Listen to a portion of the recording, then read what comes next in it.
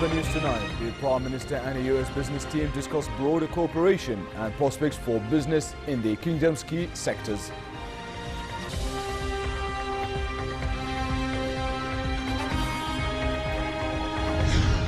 The Iraqi army launches a fresh assault advancing towards the center of Mosul.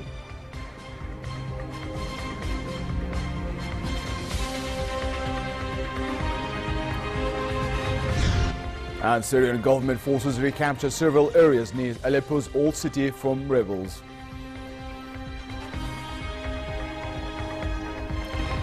Good evening and welcome to the news at 10. Prime Minister Hani Merkel said a free trade agreement Jordan signed with the United States had largely increased the volume of trade between the two countries. The FTA, he said, had also raised the efficiency of the kingdom's exports to the US market. Merkel told a US business delegation led by a special representative for commercial and business affairs at the State Department, Ziad Haidar, that the trade deal would help Jordan improve the efficiency of its products exported to European Union nations within the framework of the Jordan-EU agreement that relaxed the rules of origin. Merkel said the US had been Jordan's key strategic partner since the signing of the Qualified Industrial Zones Agreement and the FTA. He pointed to US support for the Red Sea-Dead Sea Canal project, a strategic venture that he said will see the light in the future. The Red Dead Water Conveyance project will provide the kingdom with water and help to develop surrounding areas and increase the water level of the Dead Sea. Haidar stressed the friendship between the two countries, adding that the visit of the delegation, comprising representatives of major US firms, aimed to explore opportunities for investment and future cooperation. The business delegation said they were interested in the kingdom's energy, renewable energy and information technology sectors. The body of Royal Air Force pilot Iyad Danger was laid to rest a day after his F-16 fighter jet crashed while attempting to take off during a training mission. The deceased pilot was accorded full military honors as his body, draped with the Jordanian flag, was carried by comrades and buried at the family cemetery in Amman after midday prayers.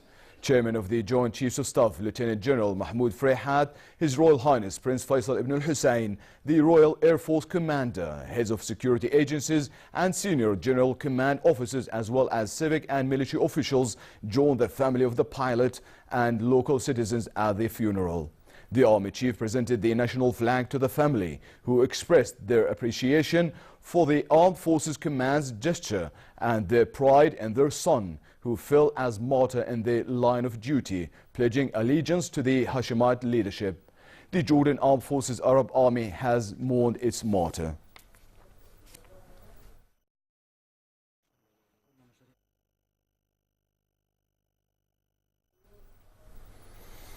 The army units surged towards the center of Mosul in an attack for the city's southeastern edges. The advance could give fresh impetus to the 7-week-old battle for Mosul, the Iraqi stronghold of Daesh. A campaign commander said troops entered Salam Hospital, less than 1.5 kilometers from the Tigris River running through the city center. Here's more. Iraqi army units in Mosul are advancing towards the heart of the city in a fresh offensive that could give new impetus to the hard-fought 7-week-long battle with Islamic State. Government troops are now reportedly less than a mile from the Tigris River, which cuts Mosul in two at its city center. If confirmed, it would mark a significant advance by the army, tied up for more than a month in deadly close-quarter combat with militants on the southeast of the city. The army says it's now aiming to retake bridges all along the Tigris and overwhelm the militants along multiple fronts. Increased Iraqi and allied air attacks are also being reported in the western half of Mosul, possibly in advance of a new ground offensive that would open up still another front in the city and further stretch Islamic State's defenses. Syria's army and allies closed in on areas near Aleppo's old city. Government troops looked closer than ever to achieving a key victory of the war by driving rebels out of their last urban stronghold.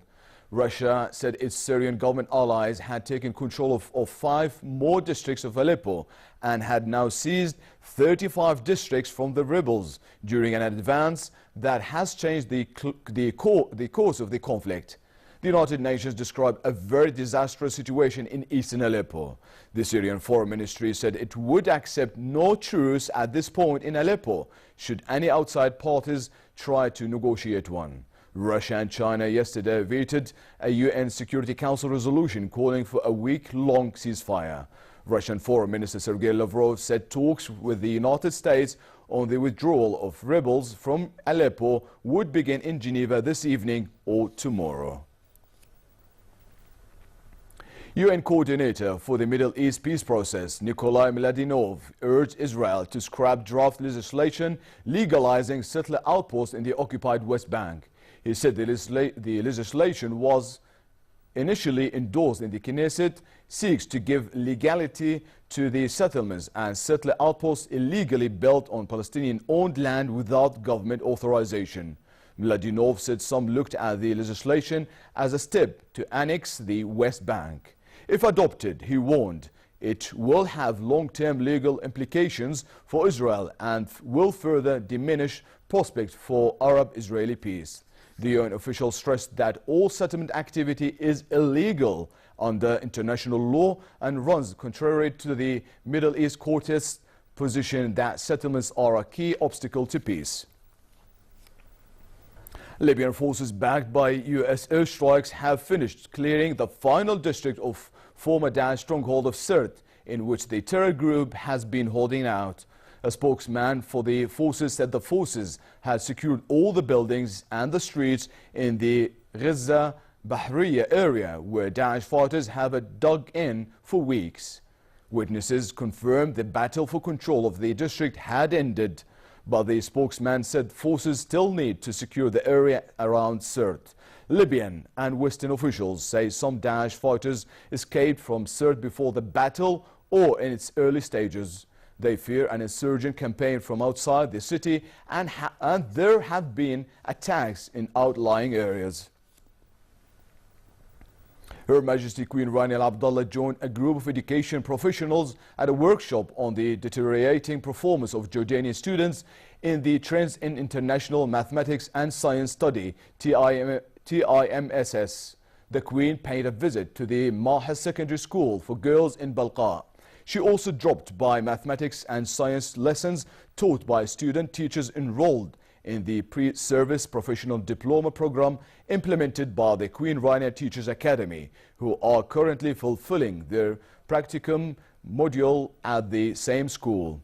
During the workshop attended by 50 educators, Queen Rania said the latest TIMSS assessment results are an indication that school curricula and teaching techniques are lacking. She warned that generations should not have to pay the price until a satisfying development of Jordan's education system is achieved.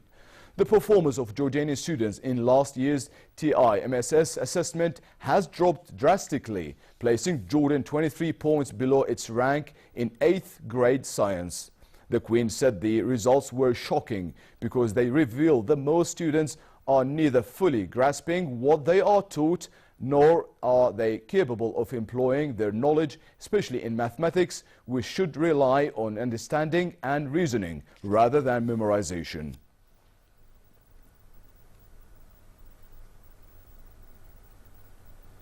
German Chancellor Angela Merkel won re-election as chairwoman of her Christian Democrat CDU.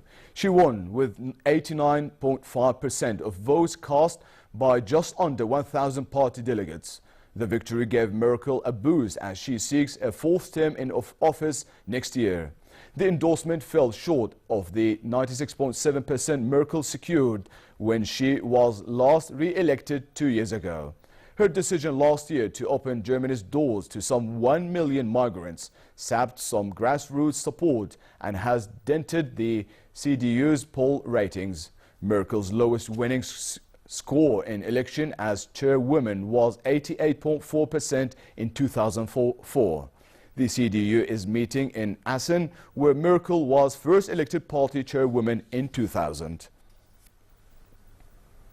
NATO foreign ministers gathered in Brussels in a meeting devoted to the bloc's cooperation with the European Union. NATO Secretary General Jens Stoltenberg said as he launched the meeting that the alliance proposes unprecedented challenges and that cooperation is more important than ever. The ministers are expected to agree a set of 40 concrete proposals to boost cooperation between NATO and the EU, including on so-called hybrid threats, boosting cyber defense and working together at sea. The Brussels meeting will also focus on NATO's efforts to project stability beyond its borders. The ministers will meet tomorrow for a second day to discuss the NATO's training mission in Afghanistan, and the NATO-Ukraine Commission will talk about the crisis in Ukraine. The waxwork figures of the Queen and her family were festively decorated with Christmas jumpers to help raise awareness of a children's charity appeal. The 90-year-old's waxwork at London's Madame Tussauds will be dressed in a green jumper with a picture of a corgi dog on the front to mark Save the Children's annual Christmas Jumper Day on December 16. The figures of Prince William and the Duchess of Cambridge have been moved together to jointly wear a large double jumper.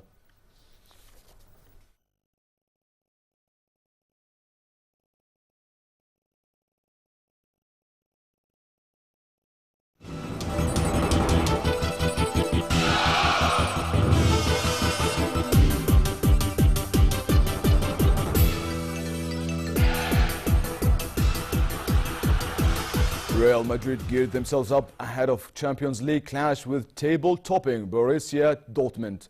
The Champions League holders are currently placed second, needing a win in their final match to finish the top of the Group F. Zinedine Zidane said Real Madrid always seek victory and they won't change their idea to avoid any team in the draw.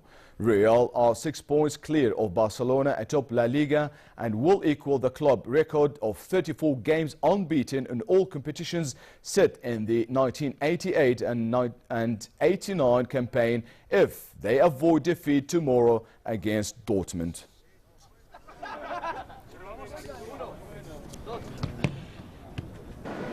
The Indian Aces jumped to the top of the standings after their fourth match in the International Premier Tennis League, where they defeated UAE Royals 26-19. The Aces took an early lead when Belgian player Kirsten Flipkens beat Anna Ivanovic of UAE Royals 6-3. The second and third games both went to the Aces again with the same scoreline. UAE Royals pulled a set back when Thomas Burdick beat Feliciano Lopez 6-2. But Indian Aces got back to winning ways in the final set in the men's doubles.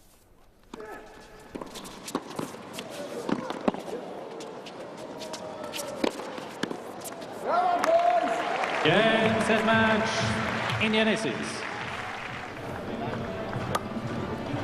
And finally, cold weather will continue across many regions for the rest of tonight with easterly light winds.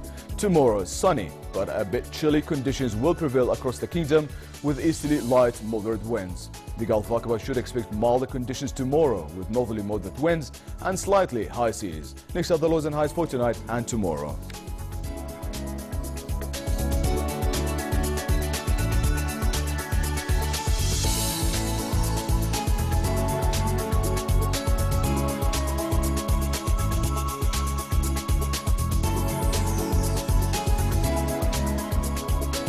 And to close here our top stories once again, the Prime Minister and a US business team discuss broader cooperation and prospects for business in the kingdom's key sectors.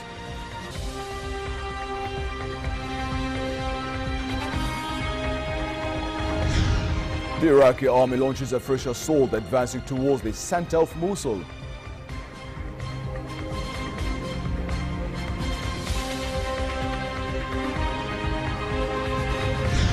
And Syrian government forces recapture several areas near Aleppo's old city from rebels.